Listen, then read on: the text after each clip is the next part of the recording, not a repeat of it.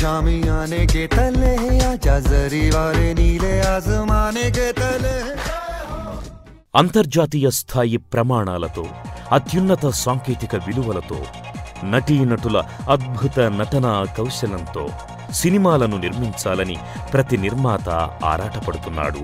ప్రతి దర్శకుడు ఒవిళ్ళూరుతున్నాడు. అలాంటి సినిమాల్లో పనిచేయాలన్న ఆరాటంతో అటు నటీనటులు ఇటు సాంకేతిక నిపుణులు ఎంతెంతో తపన పడుతున్నారు. నటనకే భాష్యం చెప్పే నటీనటులు భారతీయ సినీ రంగంలో మనకెందరో కానవస్తారు.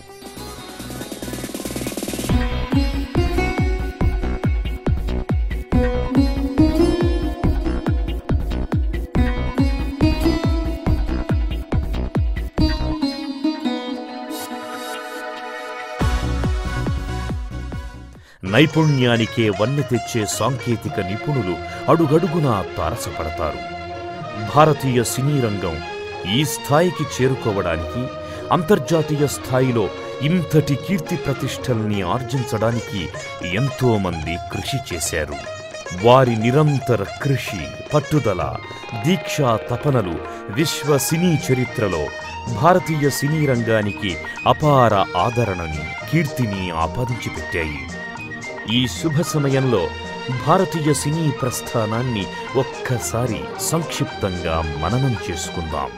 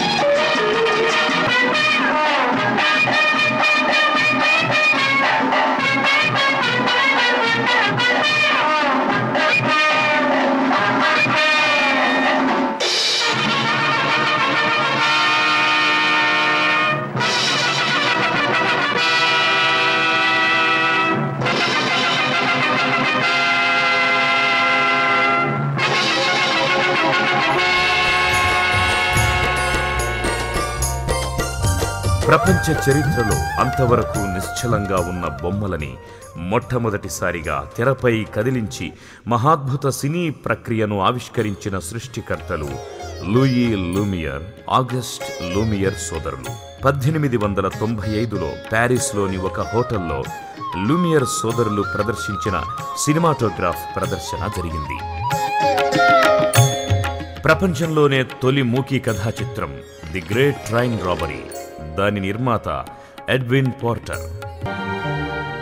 భారతదేశ సినీ చరిత్రలో మొట్టమొదటిసారిగా లూమియర్ బ్రదర్స్ నిర్మించిన సజీవ సినిమాటోగ్రాఫ్ చిత్రాలు entry of cinematograph, arrival of train మొదలైనవి.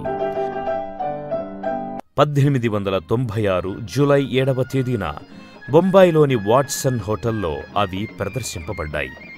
బొంబాయితో పాటు కలకత్తా స్టార్ థియేటర్లో కూడా ఈ ప్రదర్శనలు జరగడంతో మన దేశంలో చలనచిత్ర చరిత్ర సినీ ప్రస్థానం ఆరంభమయ్యింది. నిర్మాతలు, దర్శకులు, నటీనటులు, సాంకేతిక నిపుణులు, స్టూడియో అధినేతలు, బయ్యర్లు, డిస్ట్రిబ్యూటర్లు ఎందరెందరో నిరంతర కృషి ఫలితంగా భారతీయ సినిమా ఈనాడు ఇంతటి ఉన్నత స్థానాన్ని చేరుకుంది.